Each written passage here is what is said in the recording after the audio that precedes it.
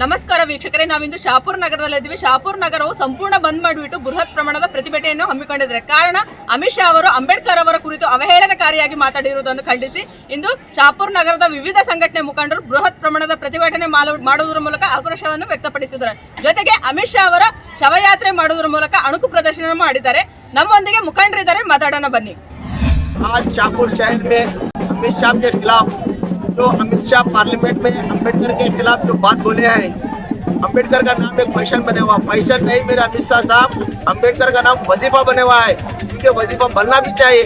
अंबेडकर साहब सारे समाज के लिए जो संगठन बना के रखे हैं उसको तो मिटाने की कोशिश करते हैं, मंसूर दिलाने की कोशिश करते हो, तुम्हारा काम कभी पूरा नहीं होगा।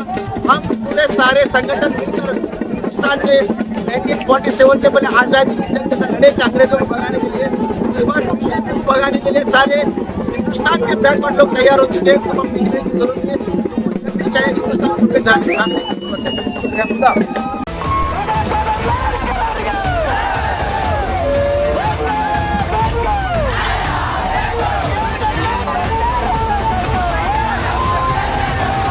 ಇವತ್ತು ಶಹಾಪುರ ಇಡೀ ಶಹಾಪುರ ಬಂದ್ ಆಚರಣೆಯಲ್ಲಿ ಎಲ್ಲಾ ಸಮುದಾಯದ ಬಂಧುಗಳು ದಲಿತ ಸಂಘಟನೆಗಳ ಒಕ್ಕೂಟದ ಅಡಿಯಲ್ಲಿ ಸೇರಿ ಬಾಬಾ ಸಾಹೇಬರಿಗೆ ಏನು ಅಮಿತ್ ಶಾ ಅವರು ಏನು ಪಾರ್ಲಿಮೆಂಟ್ನಲ್ಲಿ ಅಂಬೇಡ್ಕರ್ ಅನ್ನುವಂಥದ್ದು ಫ್ಯಾಷನ್ ಆಗಿದೆ. ಇದನ್ನ ಬಿಟ್ಟು ಯಾವುದಾದ್ರೂ ದೇವರ ಸ್ಮರಣೆ ಮಾಡಿದ್ರೆ ಏಳೇಳು ಜನ್ಮ ಸ್ವರ್ಗ ಸಿಗ್ತಿತ್ತು ಅಂತಕ್ಕಂಥ ಮಾತು ಆಡೋದ್ರ ಮುಖಾಂತರ ಕುಚೇಷ್ಟೆಯ ಮಾತುಗಳನ್ನಾಡಿ ಅವಮಾನಿಸಿದ್ದಾರೆ. ಈ ಅವಮಾನವನ್ನ ಇಡೀ ದಲಿತ ಸಂಘಟನೆಗಳ ಒಕ್ಕೂಟ, ಪ್ರಗತಿಪರರು, ಚಿಂತಕರು, ಸಾಹಿತಿಗಳು ಎಲ್ಲರೂ ಸೇರಿ ಈ ಬಂದ್ ಮುಖಾಂತರ ಅವರಿಗೆ ಇವತ್ತು ನಾವು ತಾಕೀಜನ್ನು ಕೊಟ್ಟು ಇದನ್ನ ಖಂಡಿಸ್ತಾ ಇದ್ದೀವಿ. ನಿಮಗೇನಾದ್ರೂ ಕಿಂಚಿತ್ತು ಏನಾದರೂ ಇದ್ರೆ ಇವತ್ತು ರಾಜೀನಾಮೆಯನ್ನ ಕೊಟ್ಟು ಹೊರಗಡೆ ಬರಬೇಕು.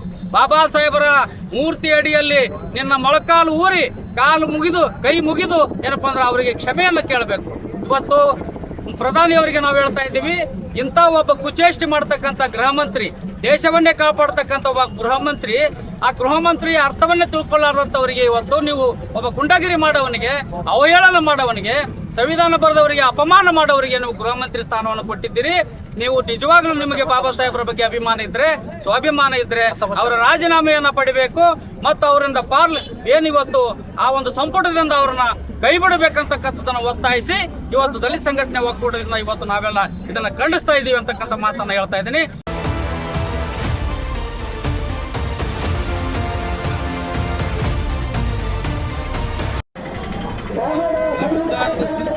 ಬಾಬಾ ಸಾಹೇಬ್ ಅಂಬೇಡ್ಕರ್ ಅವರು ದೇಶನೇ ಸಂವಿಧಾನ ರಚನೆ ಮಾಡಿದವರು, ಸರ್ವ ಜನಾಂಗದ ಶಾಂತಿಯ ತೋಟ ನಮ್ಮ ದೇಶ.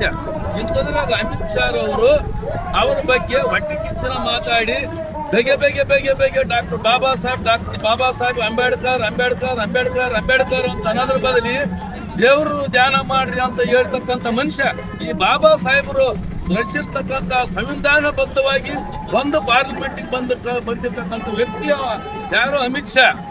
ಆ ಮನುಷ್ಯ ಡಾಕ್ಟರ್ ಬಾಬಾ ಸಾಹೇಬರ ಬಗ್ಗೆ ಒಟ್ಕಿಚ್ಚಿಟ್ಕೊಂಡು ಮಾತಾಡಿ ಸಲಗಿ ಒತ್ತಿದ್ರೆ ಆತನ ಹೇಳಿಕೆಯನ್ನು ಖಂಡಿಸಿ ಆತನ ಪ್ರಕೃತಿ ದಹನ ಮಾಡೋದ್ರ ಮೂಲಕ ಸಾವಿರಾರು ಜನ, ನಾವು ದಲಿತರು, ಹಿಂದುಳಿದವರು, ಅಲ್ಪಸಂಖ್ಯಾತರು, ಮುಂದುವರಿದವರು ಎಲ್ಲರೂ ಸರ್ವ ಜನರು ಸೇರಿ ಅವನ ವಿರುದ್ಧ ನಾವು ಸ್ಟ್ರೈಕ್ ಮಾಡ್ಲಕತ್ತೀವಿ. ಆತನ ಆ ಖಾತೆಯಲ್ಲಿಂದ ಆತನ ಕೈ ಬಿಡಬೇಕು ಅಂತ ನಮಗೆ ಒತ್ತಾಯ ಇದೆ.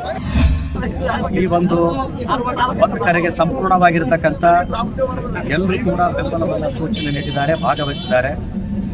ಕೂಡಲೇ ಅಮಿತ್ ಶಾ ಅವರು ತಮ್ಮ ಹೇಳಿಕೆಯನ್ನು ವಾಪಸ್ ಪಡಿಬೇಕು. ಯಾಕಂದರೆ ಆ ಸಂದರ್ಭದಲ್ಲಿ ಆ ಹೇಳಿಕೆ ಹೇಳೋದು ಅವಶ್ಯಕತೆ ಇರೋದಿಲ್ಲ. ಬೇಕಾದರೆ 1000 ಸಲ ದೇವರನ್ನು ಜಪಿಸ್ರಿ ಅಂತ ಕೇಳ್ಬೋದಾಗಿತ್ತು. ಆದರೆ ಬಾಬಾ ಸಾಹೇಬರ ಹೆಸರನ್ನು ಇವರು ಅನ್ನೋ ಬದಲಾಗಿ ಒಂದು ಕಡೆ ಒಬ್ಬ ಮಹಾನ್ ವ್ಯಕ್ತಿಯನ್ನ ಅವಮಾನ ಮಾಡಬೇಕಾಗಿದೆ.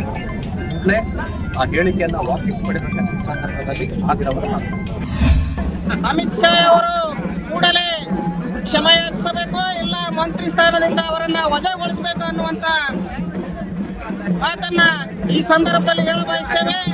ಯಾಕಂತಂದ್ರೆ ಆ ನಾಲಾಯಕ ಅಮಿತ್ ಶಾ ಅವರು ಇವತ್ತು ಅಂಬೇಡ್ಕರ್ ಎಂಬುದು ವ್ಯಸನವಾಗಿದೆ ಅಂತ ಹೇಳಿದ್ದಾರೆ. ಅದು ವ್ಯಸನವಲ್ಲ. ಅಂಬೇಡ್ಕರ್ ಅಂತಕ್ಕಂಥ ಹೆಸರು ನಮ್ಮ ಉಸಿರು, ನಮ್ಮ ರಕ್ತದ ಕಣಕಣದಲ್ಲೂ ಕೂಡ ಅಂಬೇಡ್ಕರ್ ಅವರ ಹೆಸರದ. ಹಾಗಾಗಿ ಅಂಬೇಡ್ಕರ್ ಅವರ ಬಗ್ಗೆ ಯಾವುದೇ ಒಬ್ಬ ಮಂತ್ರಿ ಆಗಲಿ, MLA ಆಗಲಿ, ಮುಖ್ಯಮಂತ್ರಿ ಆಗಲಿ, ಪ್ರಧಾನಮಂತ್ರಿ ಆದರೂ ಕೂಡ ಡಾಕ್ಟರ್ ಬಾಬಾ ಸಾಹೇಬ್ ಅಂಬೇಡ್ಕರ್ ಅವರ ಬಗ್ಗೆ ತುಚ್ಛವಾಗಿ ಕೆಟ್ಟದಾಗಿ ಮಾತನಾಡಿದರೆ ಅಂತ ನಾಲಾಯಕಗಳಿಗೆ ಚಪ್ಪಲಿಯಿಂದ ಹೊಡಿತೇವೆ ಅನ್ನುವಂತ ಮಾತನ್ನ ಈ ಸಂದರ್ಭದಲ್ಲಿ ಹೇಳಬಯಸ್ತೇವೆ.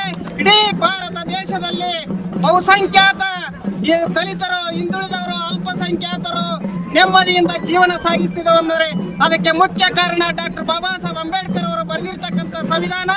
ಆ ಸಂವಿಧಾನದ ಅಡಿಯಲ್ಲಿ ಇವತ್ತು ದೇಶ ಇಡೀ ಜಗತ್ತಿನಲ್ಲೇ ನಂಬರ್ 1 ಸ್ಥಾನದಲ್ಲಿ ಮುಂದುವರಿತಾ ಇದೆ.